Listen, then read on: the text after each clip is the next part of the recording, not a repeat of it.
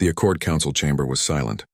Representatives from 43 species watched as the vote was tallied. The total war provision had passed by the narrowest margin in Accord history. 22 species voted yes. 21 voted no, but all restrictions on warfare were now suspended. No rules about weapon types, no rules about target selection, no mandatory ceasefires, no protocols. War as it had existed in the ancient past before civilization supposedly tamed it. Many species were horrified. Some withdrew to neutral space, wanting no part of what was coming. But the coalition forces were gathering, over 2,000 warships from 6 species. The largest battle fleet in 3 centuries. Commander Thesara stood before this massive armada. She'd been given one simple order from the Kralathi homeworld: destroy humanity's ability to wage war. No mercy, no quarter, total victory. The coalition's target was clear: Proxima Centauri, humanity's primary military shipyard. Destroy it and Earth's war effort would collapse. On Earth, Admiral Hyunji watched the coalition fleet movements. Her staff expected orders to defend Proxima. Instead, she surprised them all. Evacuate the shipyards, she ordered. All personnel. All equipment we can move. Everything else prepare for demolition. Lieutenant Ji-won looked shocked. Admiral, those facilities took decades to build. We can't just abandon them. We're not abandoning them, Hyunji replied with a cold smile. We're repurposing them. Over the next 2 weeks, human forces worked frantically. The shipyards were stripped of anything valuable, but they were also being converted, turned into the galaxy's largest trap. Commander Sungmin supervised the operation personally. Every section of those yards is now a weapon. When the coalition arrives, they won't find a shipyard. They'll find hell. The coalition fleet arrived at Proxima System with overwhelming confidence. Thesara surveyed the shipyards through her sensors. They appeared operational but strangely quiet. Minimal defenses, her tactical officer reported. The humans have abandoned the facility. We can destroy it easily. Something felt wrong to Thesara. The humans had fought brilliantly for months. Why would they give up their most important facility without a fight? Advance carefully, she ordered. Full sensor sweeps. Watch for the asteroid belt exploded with activity. Thousands of weapon platforms hidden for weeks powered up simultaneously. They'd been camouflaged, cold and silent, waiting. Missiles launched in waves. Energy weapons fired from unexpected angles. The Kuiper belt, thought to be too far away to matter, revealed more hidden platforms. The coalition fleet suddenly found itself inside a sphere of death. Defensive formation, Thesara ordered. Return fire. But the platforms were automated, controlled by Ji-won's tactical algorithms. They didn't bunch together, didn't follow predictable patterns. Each one operated independently, making decisions faster than organic crews could manage. Then the human fleet arrived. They didn't come from the expected direction. Admiral Hyunji had positioned her forces behind Proxima Centauri itself, using the star's radiation to mask their presence. When they emerged, the coalition fleet was caught between the automated defenses and fresh human warships. Captain Daewon led his squadron in a devastating attack run.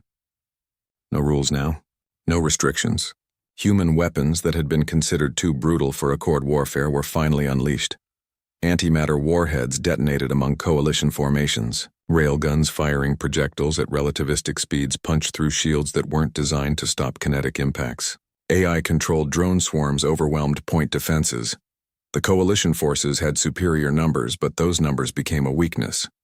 Ships collided, trying to maneuver in the chaos. Friendly fire incidents multiplied as 6 different species with 6 different tactical doctrines tried to coordinate under fire.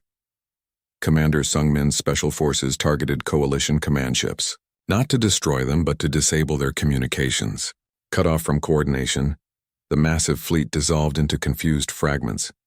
Thesara watched her fleet crumble in disbelief.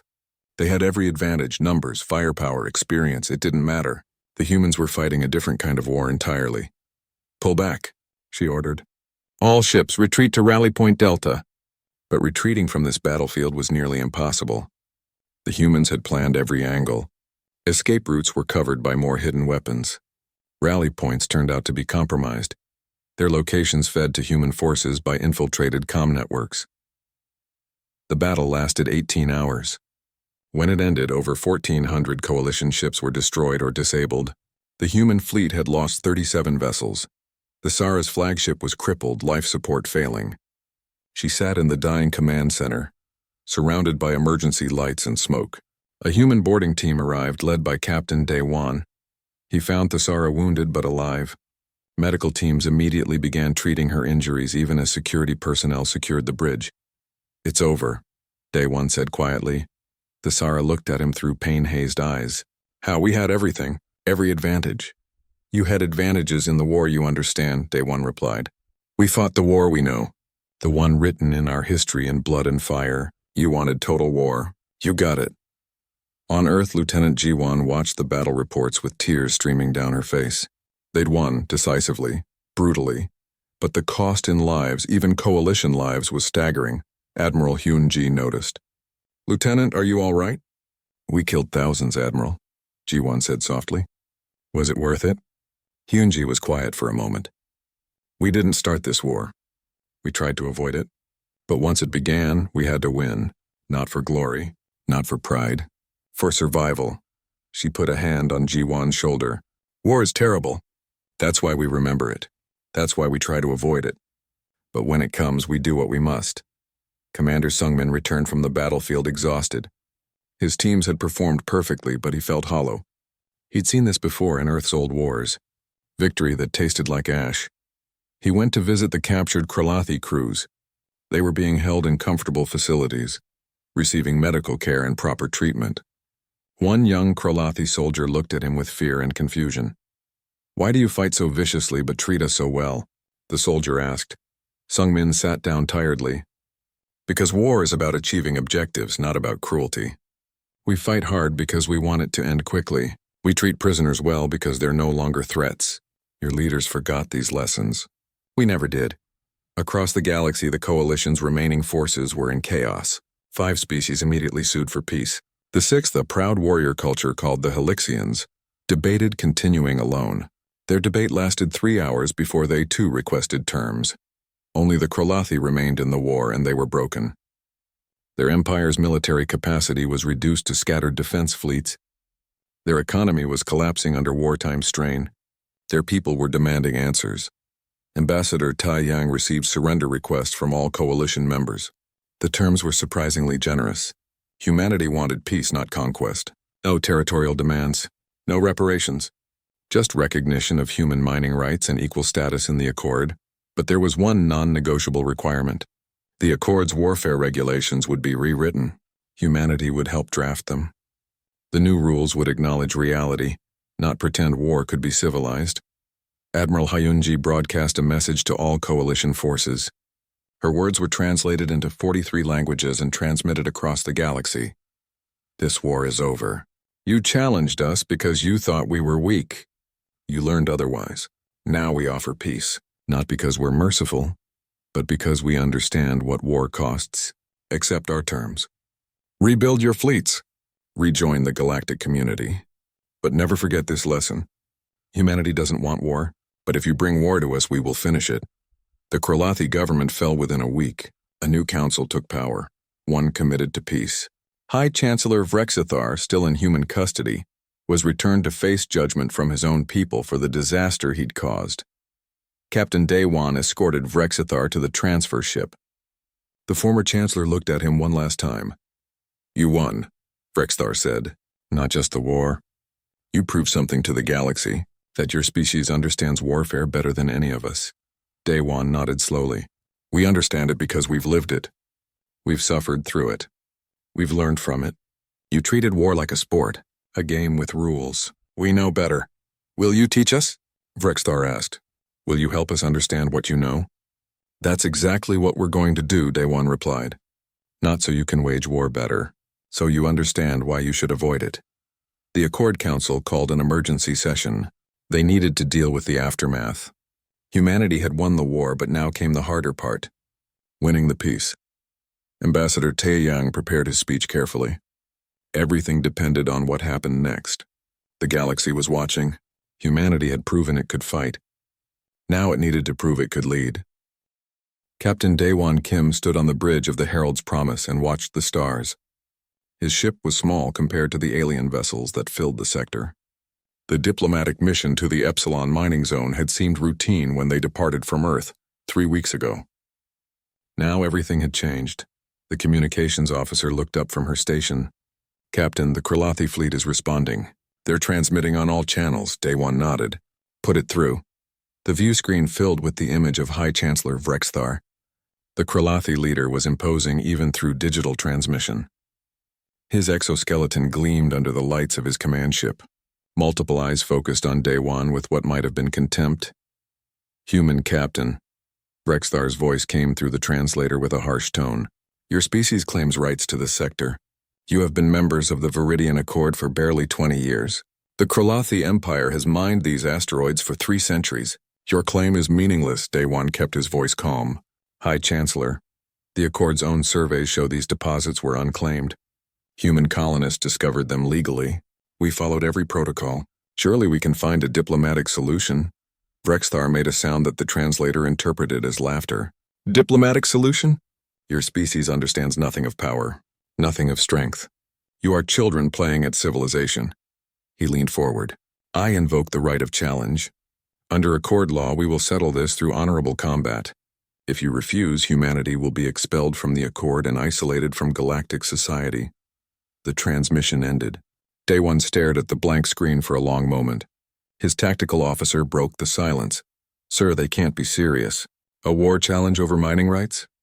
"They're very serious," Day One replied. "Open a priority channel to Earth. Admiral Park needs to know immediately." 3 days later, Admiral Hyunji Park sat in the Defense Council chamber on Earth. The room was filled with military leaders and government officials. Everyone looked worried. Ambassador Taeyang Choi was finishing a presentation about the Accord's warfare protocols. "The rules are very specific," Taeyang explained. "Designated combat zones only, limited weapons, scheduled engagement times, mandatory ceasefires every 48 hours. Civilian areas are completely off limits. Both sides must announce their movements in advance." He paused. "These regulations have governed galactic warfare for 300 years. One of the generals spoke up. "These aren't warfare regulations. This is a game with rules, a sport." "That's exactly what it is," Admiral Hyunji said quietly. "They've forgotten what real war looks like." She stood and walked to the display showing the Kralathi fleet composition. "They have superior numbers, better shields, more experience with Accord combat. If we fight their way, we'll lose." "Can we refuse the challenge?" someone asked. Taeyang shook his head. "Refusal means automatic expulsion from the Accord. We'd lose all trade agreements, all diplomatic relations, all access to Accord space. Humanity would be alone in a hostile galaxy." "Then we accept," Hyunji said. "But we do it our way." "What do you mean?" the Prime Minister asked. Hyunji turned to face the council. "Every rule they've listed we'll follow, to the letter. But warfare isn't just about weapons and ships. It's about psychology, deception, adaptation, things they've regulated out of existence." She pulled up tactical displays. "They expect us to line up and trade shots like gentlemen." "We won't." Meanwhile, on a military research station orbiting Mars, Lieutenant Jiwon Han was deep in the historical archives. Her assignment was to study past Accord conflicts and find patterns. What she found was disturbing. Commander Sung Min Yoon found her 12 hours into her research session. "Lieutenant, you should rest." Jiwon looked up, her eyes red from staring at screens. "Sir, you need to see this. I've analyzed every Accord war for the past 2 centuries. They're not wars. They're ceremonies. Casualties are minimal. Battles end when one side admits defeat. There's no total commitment, no desperation." Sung Min pulled up a chair. He was older, with gray in his hair. He'd served in Earth's last major conflict before humanity reached the stars. "What are you saying?" "These species," Jiwon continued, "they never had to fight for survival. Their evolution was peaceful. Their civilizations never knew total war. They created the Accord's warfare rules because actual war seemed barbaric to them." She brought up comparative data. "Look at human history. World War II, Vietnam, the conflicts in the Middle East. We know what real war looks like. They don't." Sung Min studied the information silently. Finally, he spoke. "That gives us an advantage. But it also makes us dangerous." "Yes, sir. Send this analysis to Admiral Park immediately." Back in the Epsilon sector, Day One received new orders. Earth had accepted the Kralathi challenge. His ship would remain as an observer while the main fleets assembled. He called his senior officers together. "We're really doing this," his first officer said. "Going to war with the Kralathi." "They started it," Daewon replied. "They think we're weak. They think 20 years in the Accord means we've forgotten how to fight." He looked at each officer in turn. "Our job is to remind them that humans remember everything." On the Kralathi command ship, Vrexthar met with his military advisors. Commander Thessera, his fleet commander, was confident. "The humans have 40 ships," Thessera reported. "Small vessels, poorly armed by Accord standards. We have twice their numbers and superior technology. This will be over quickly." "Do not underestimate them," another advisor cautioned. "They are new to galactic society. We know little of their capabilities." Vrexthar dismissed the concern with a wave. "They are barely more advanced than primitives. Yes, they have faster-than-light travel and basic weapons, but they lack experience, discipline, honor." He looked at Thessera. "Crush them quickly. Show the Accord why the Kralathi Empire commands respect." What none of the Kralathi knew was that humanity had been preparing, not preparing for an Accord-style war, preparing for something much older and more brutal. Admiral Hyunji stood in the strategy room, looking at the faces of her command staff. These were veterans, people who understood that war wasn't a game, it was survival. "We follow their rules," she said, "every single one. But rules create gaps, loopholes, opportunities." She activated the tactical display. "They expect formations. We'll give them chaos. They expect honor. We'll give them efficiency. They expect a fight. We'll give them a nightmare." One officer raised a concern. "Admiral, won't this make us look like villains to the other Accord species?" Hyunji met his eyes. "Better to be feared villains than dead heroes. The Kralathi made their choice. They declared war on us because they thought we were weak. Easy prey," her voice hardened. "We're going to teach them why humanity wrote the book on warfare, and we're going to do it by their own rules." Across human space, fleets mobilized. Ships that had been on patrol missions returned to base. Reserves were activated. Manufacturing facilities shifted to wartime production. And in classified facilities, weapons that had been designed but never built started rolling off assembly lines. Ambassador Tae Yang made one final attempt at peace. He contacted every Accord member he could reach, explaining the situation, asking for mediation. Most species expressed sympathy but refused to intervene. The Accord's non-interference clause was absolute. This was between humanity and the Kralathi now. One alien ambassador from a species called the Varanthi sent a private message. "We have watched humanity since you joined the Accord. You are different from us. We hope you survive this. The galaxy needs different perspectives." Tae Yang appreciated the gesture, but it didn't change anything. Humanity was alone in this fight. The designated combat zone was established. The date was set. 3 weeks from the challenge declaration, both fleets would meet in battle. The first true test of humanity against an established galactic power. Commander Sung Min gathered his special operations team. They were the best humanity had, trained for missions that didn't appear in official records. "This isn't going to be a fair fight," he told them. "We're going to make sure of that." Lieutenant Jiwon finalized her tactical analysis and transmitted it to every human ship.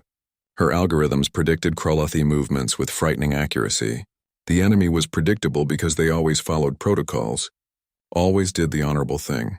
Humanity had no such limitations. On the eve of battle, Admiral Hyunji sent a message to all human forces. It was brief. "Tomorrow we fight, not for glory, not for honor. We fight because we must, because they challenged us, because they thought we were weak. Show them what humanity is capable of. Show them what happens when you wake up a species that knows how to win at any cost. Within the rules but without mercy. Good luck." The Kralathi fleet prepared for a traditional engagement. They polished their armor. They performed rituals.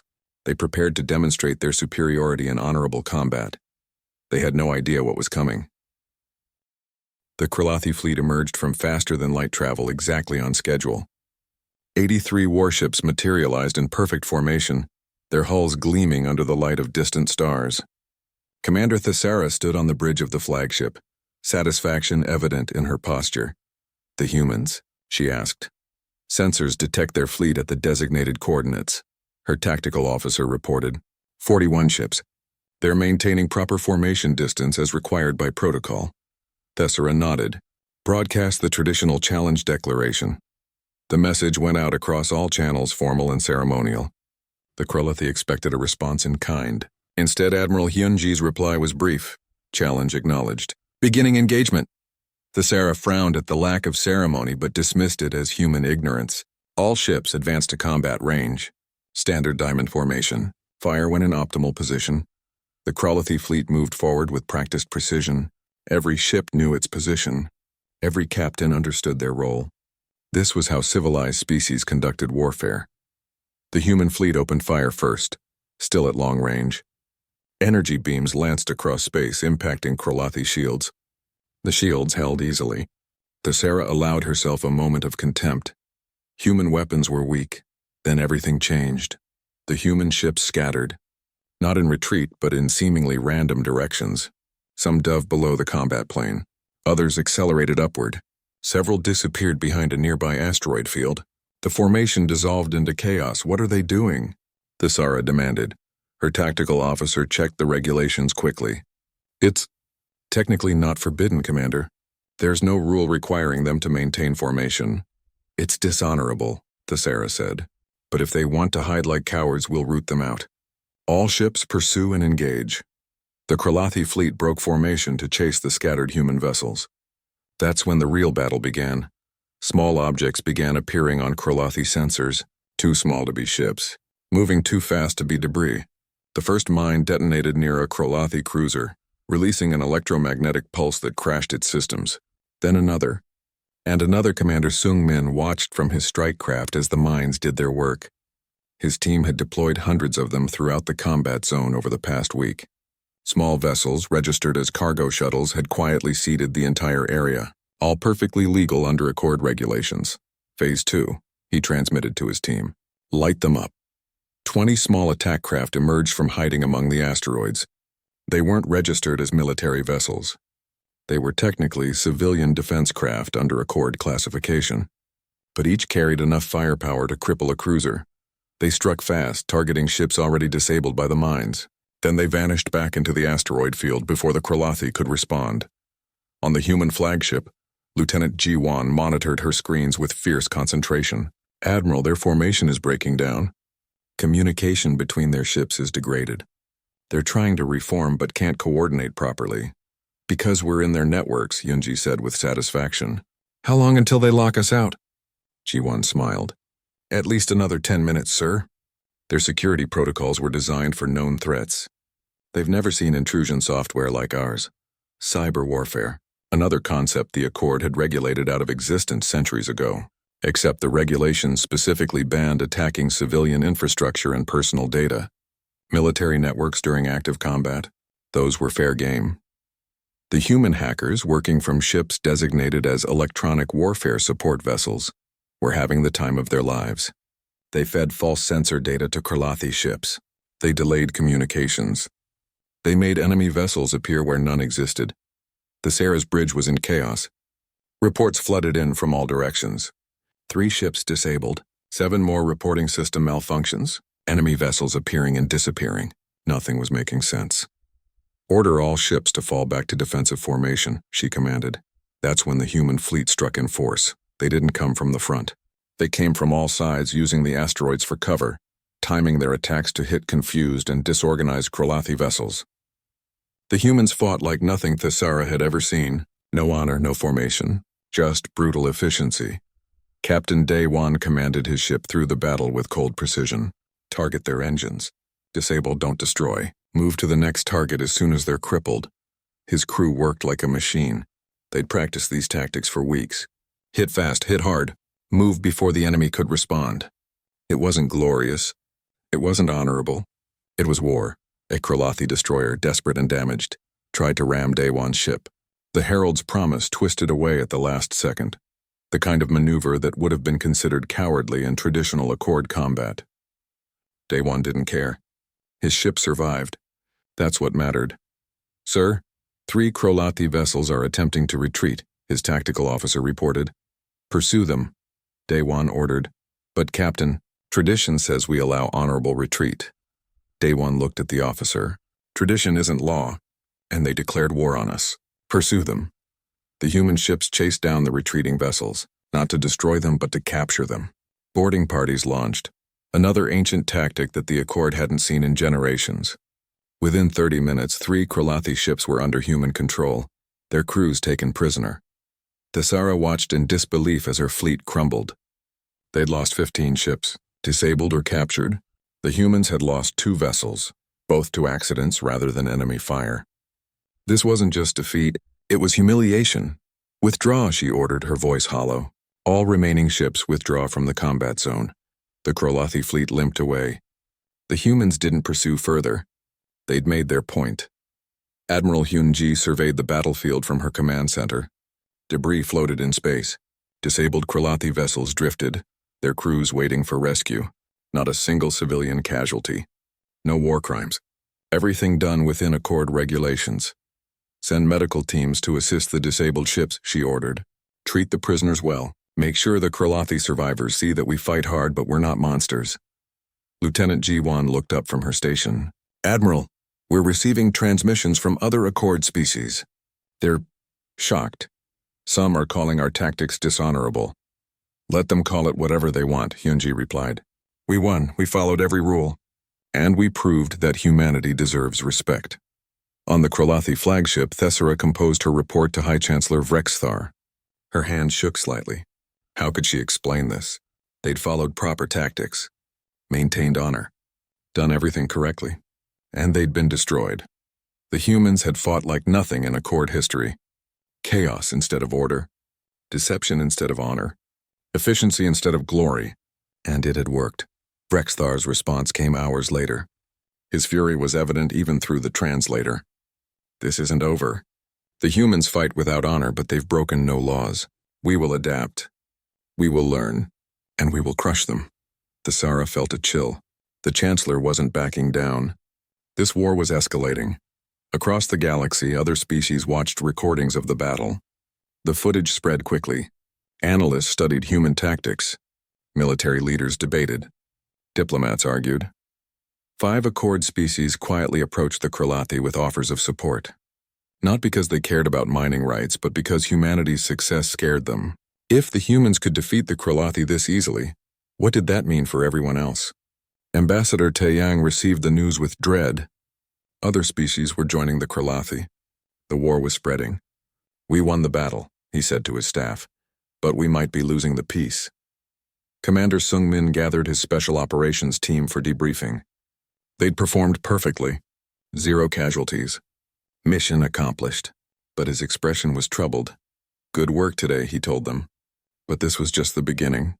The Kralathi won't make the same mistakes twice, and now we're facing a coalition. He looked at each team member. "Get some rest. We're going to need it."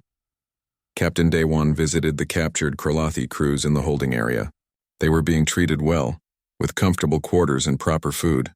One Kralathi officer looked at him with a mixture of respect and resentment. "You fight like demons," the officer said. "Without honor, without dignity." Daewon met their eyes. "We fight to win. Your people declared this war. We're just finishing it."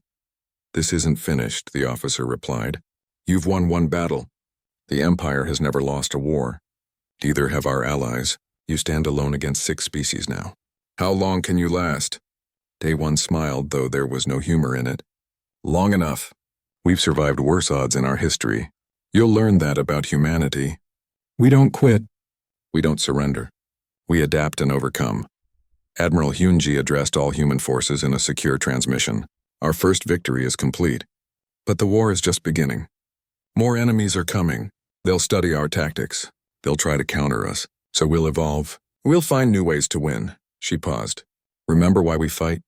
Not for glory, not for conquest. We fight because they challenged us. Because they thought we were weak. Show them they were wrong." The message was clear. Humanity had announced itself to the galaxy, not as peaceful explorers, not as junior members of galactic society, but as warriors, and the war had only just begun. 6 months after the Battle of Proxima, the Accord Council chamber looked different. New delegates sat in positions once held by war leaders. The atmosphere was tense but hopeful. Change was coming to galactic society. Ambassador Taeyang stood at the speaker's platform. Behind him, holographic displays showed the proposed new Viridian Accord. a complete restructuring of galactic governance and warfare protocols. For 300 years, Taeyang began, the Accord has maintained peace through regulation, through rules that made warfare acceptable, civilized. He paused, looking around the chamber. The war with humanity proved those regulations were built on a flawed foundation. You didn't make war civilized. You made it dishonest. Murmurs rippled through the assembled delegates. Taeyang continued. Humanity proposes new guidelines, not rules that pretend war is a game. Rules that acknowledge its reality while preventing its worst excesses. We will share our military knowledge, our tactical doctrines, our understanding of conflict. In exchange, we ask for equal representation in this council and recognition as a founding species of the Reformed Accord. A Kralathi delegate stood. It was Thesara, recovered from her wounds and now representing the new Kralathi government. The Empire supports this proposal. We learned a painful lesson about underestimating others, about believing our traditions made us superior. She looked directly at Taeyang. Humanity showed us that strength comes from adaptability, not from rigid honor codes. Other species voiced support. Some remained hesitant. The debate lasted 3 days. In the end, the vote was clear. 89% in favor. The new Viridian Accord was born. On Earth, Admiral Hyunji addressed a gathering of military leaders from 12 different species. They'd come to learn from humanity, to understand what they'd been missing. War is not honorable, she told them bluntly. It's not glorious. It's terrible, brutal, devastating. The moment you forget that, you become careless with lives. She brought up historical data from Earth's wars. My species learned through suffering, through millions of deaths, through mistakes we can never undo. We're sharing this knowledge not so you can wage war better, but so you understand why you should avoid it at all costs. A Halixian officer raised a concern. But if war becomes unavoidable, surely there should be limits. Rules of engagement. Absolutely, Yunji agreed. Protection of civilians, treatment of prisoners, prohibition of certain weapons. These are essential, but don't confuse necessary restrictions with making war safe. War should never be safe. It should be terrifying enough that species do everything possible to avoid it. Captain Daewon had been appointed Commandant of the Joint Strategic Defense Academy, a new institution built on principles both human and alien. His deputy commandant was Thesara. Their first class included students from 20 species. On the first day, a young Kralathi cadet asked, "Sir, is it true that humans never stop fighting? That you're naturally violent?" Daewon considered the question carefully. Humans are capable of great violence, but we're also capable of great compassion. We fight hard when we must, but we prefer peace. The key is understanding both sides of our nature and choosing wisely. Thesara added, "What makes humanity dangerous isn't their violence. It's their ability to think creatively under pressure, to adapt, to find solutions where we see only rules and limitations." She looked at her students. That's what we're here to learn. Not how to be more violent, but how to think more effectively. Lieutenant Jiwan, now Captain Jiwan, led the Strategic Intelligence Division of the Reformed Accord. Her algorithms and systems had prevented 3 potential conflicts in just 6 months. Her approach was simple. Predict problems before they became wars. She worked with analysts from dozens of species, combining human intuition with alien perspectives. The result was a conflict prevention network more effective than anything the old Accord had achieved. One day, a Varanthi analyst approached her. "Captain, I've been studying your methods. You don't just look at military capabilities. You examine economic factors, social trends, cultural tensions. It's comprehensive," Jiwan nodded. "War doesn't start because someone has weapons. It starts because of underlying problems. If we address those problems early, we prevent conflict entirely. That's the goal. Not winning wars, but making them unnecessary." Commander Sung Min had retired from active service to run the Academy's Special Operations Program. He trained students in unconventional tactics, but always emphasized ethics and restraint. "The ability to do something doesn't mean you should," he told his classes. "I can teach you 50 ways to disable an enemy installation, but I'll spend more time teaching you when it's appropriate to use those methods and when it's not." His students respected him deeply. Many had heard stories of the war, of Sung Min's legendary operations. But in person he was thoughtful and careful, always emphasizing the human cost of violence. The Kralathi Empire had transformed dramatically. The new government emphasized cooperation over conquest. They established the Joint Human-Kralathi Peacekeeping Force, symbolizing reconciliation between former enemies. Rexthar, the former High Chancellor, had been tried by his own people and found guilty of unnecessary escalation, but his sentence was surprisingly light. Community service teaching young Kralathi about the consequences of prideful decision-making. He accepted it with dignity. One day, Dewan visited Rexthar at his teaching assignment. The former chancellor was instructing a class about the war, showing recordings of battles and explaining his mistakes. I underestimated them, Rexthar told his students. I saw young species entering the Accord and assumed they were weak, primitive. I forgot that survival teaches lessons that peace never can. After class, Rexthar and Dewan walked together. Do you regret what happened? Dewan asked. Every day, Rexthar replied. So many died because of my arrogance. But I'm trying to ensure others learn from my failure. He paused. Your species could have destroyed us. You chose mercy instead. Because we remember what it's like to be destroyed, Dewan said quietly. We've been there. We know that cycle of violence only creates more violence. Better to break it. The galaxy had changed in fundamental ways. Trade flourished as species that once competed, now cooperated. Scientific collaboration produced breakthroughs. Cultural exchange became common.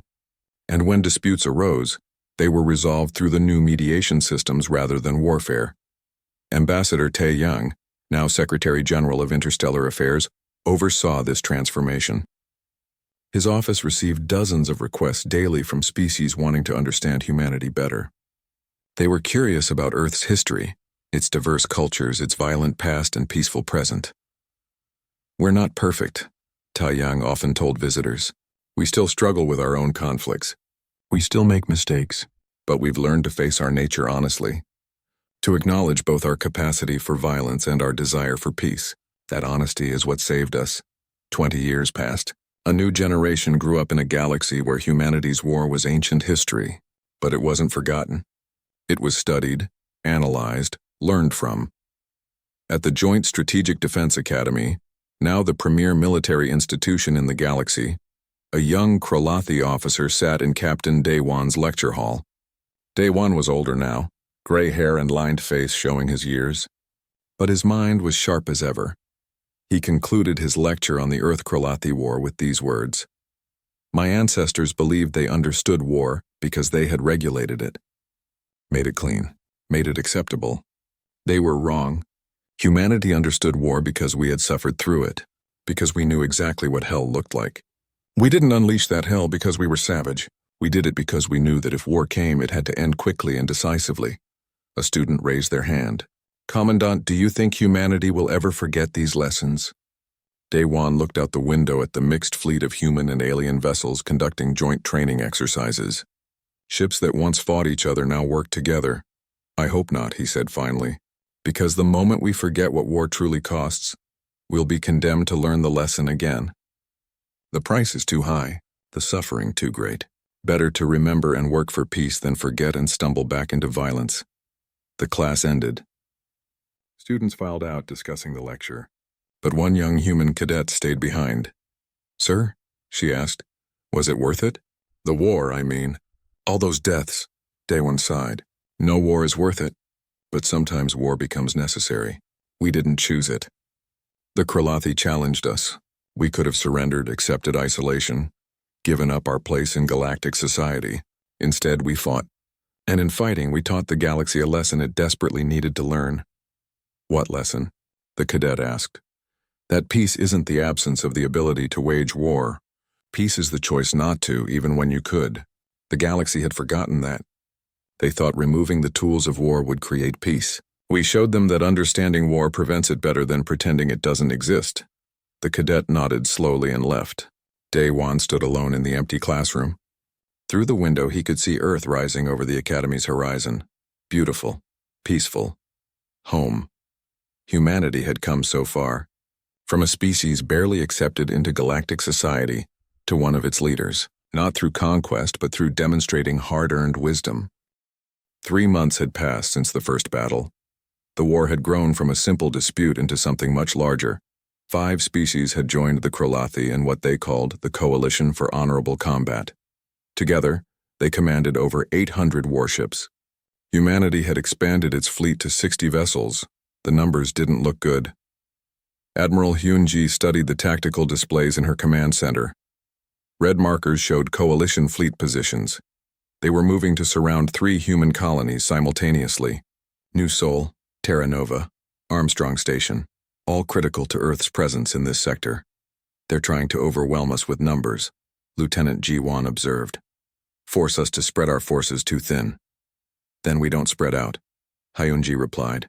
"We make them come to us. On our terms." Captain Dae-won was leading the defense of New Sol, humanity's largest colony. His fleet was outnumbered 5-1. The colony had 2 million people. Evacuation wasn't an option. "Status report," he ordered. His tactical officer brought up the displays. "Coalition fleet approaching. They're following Accord protocols. They transmitted notice of their intent to lay siege. They're giving us 48 hours to evacuate civilians." Dae-won nodded. "Tell them we appreciate the courtesy. Then tell the colonists to get ready. We're turning this planet into a fortress." Over the next 2 days, human forces worked frantically. Weapon platforms were hidden throughout the planet's extensive ring system. Orbital stations were reinforced. The colony's industrial capacity was converted to military production.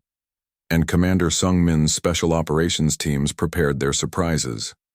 The coalition fleet arrived exactly on schedule. Commander Thesara was there, though she no longer commanded. High Chancellor Vrexthar had taken personal command after the humiliation of the first battle. He stood on the bridge of his flagship, studying the human positions. "They're staying close to the planet," his tactical officer reported. "Defensive positions only," Vrexthar nodded. "They hope their fortifications will protect them. We have superior numbers. We'll simply wear them down." He turned to his communications officer. "Begin the siege. Standard bombardment protocols. Military targets only." The coalition fleet opened fire from long range. Energy beams and missiles streaked toward New Sol's defenses. Human shields absorbed the impacts. Return fire was surprisingly accurate, but the coalition ships were too many. They could take the losses. For 6 hours, the battle continued in traditional fashion. Then Dae-won gave the order: "Activate the ring platforms." New Sol's rings contained millions of ice and rock fragments. Hidden among them were weapon platforms, camouflaged to look like natural debris. When they powered up, the coalition fleet suddenly found themselves inside a minefield. Missiles launched from unexpected angles. Energy beams struck from positions the coalition hadn't considered. Chaos erupted in their formation. "Pull back," Vrexthar ordered. "Reform outside the ring system." But as the coalition fleet retreated, they encountered more problems. Small human craft designated as civilian transports had been positioning themselves for days. Now they revealed their true purpose. Each carried electronic warfare equipment, jamming coalition communications and sensors. Commander Sung-min watched from his strike craft with satisfaction. "Now," he transmitted to his team.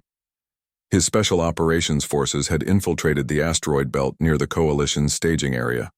Not to attack supply ships, that would violate civilian protection rules. But fuel depots and ammunition stores? Those were legitimate military targets. Explosions bloomed in space as supply stations detonated. The coalition fleet suddenly faced a critical problem. They were far from home with limited supplies, and their logistics were burning. Lieutenant Ji-won monitored the battle from Earth.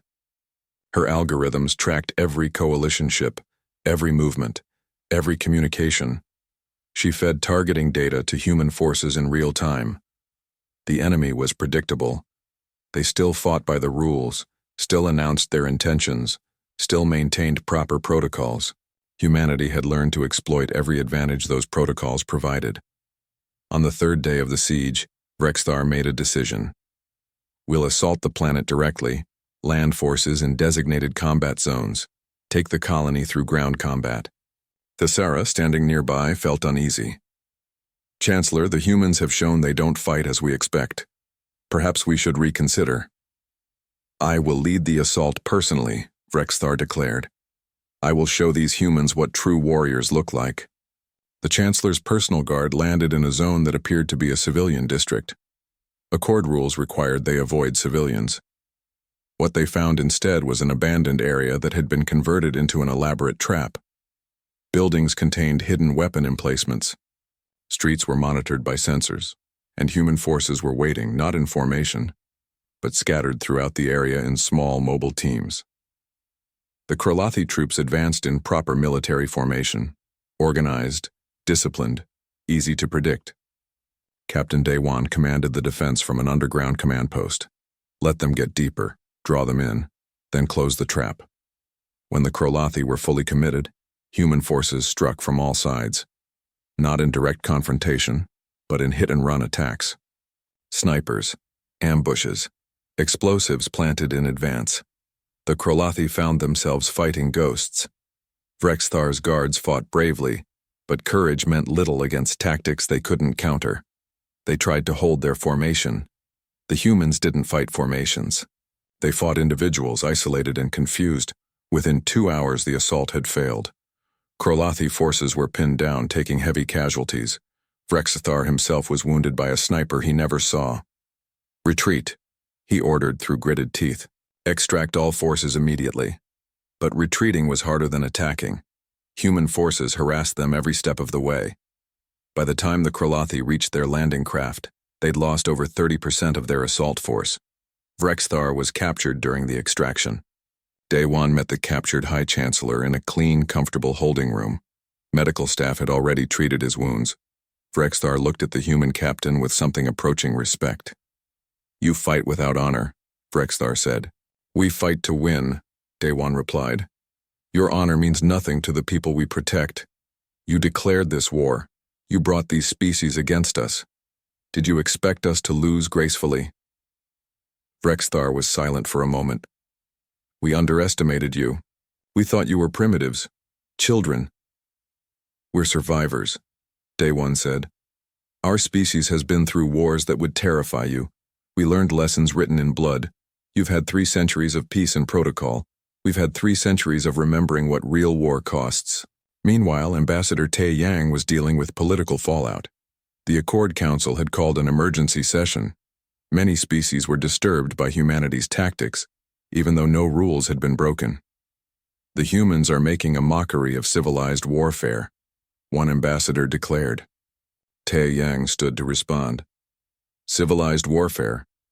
You created rules to make war comfortable, to make it safe. You forgot what war actually is." He looked around the chamber. "Humanity fights hard because we value every life we protect. Can you say the same? Would you send your soldiers to die in neat formations for the sake of tradition?" The chamber erupted in debate. Some species agreed with Te Yang. Others were horrified.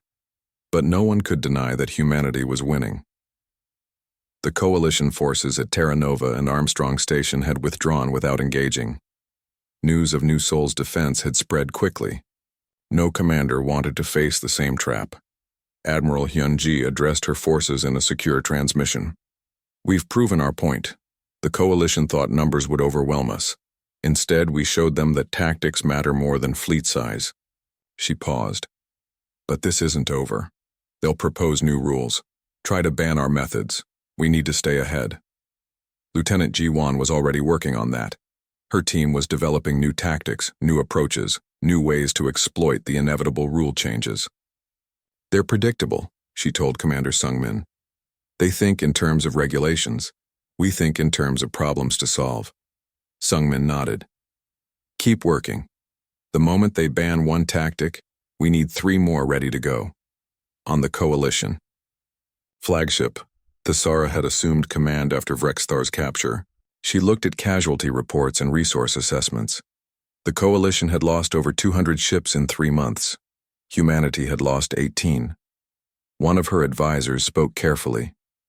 "Commander, perhaps we should consider negotiation. The humans have shown they're formidable." Thesara stared at the tactical displays. She remembered the first battle, the confidence she'd felt, the certainty of victory. All gone now.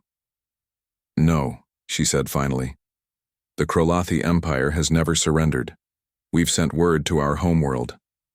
They're invoking the total war provision. The advisor's expression showed shock. Commander, that removes all restrictions, all rules. It hasn't been used in 300 years. The humans want to fight like savages, the Sara said. Fine, we'll fight them with no rules at all. Let's see how they handle unrestricted warfare. News of the total war provision reached Earth within hours. The Accord Council had approved it by a narrow vote. All warfare restrictions were suspended. The gloves were coming off.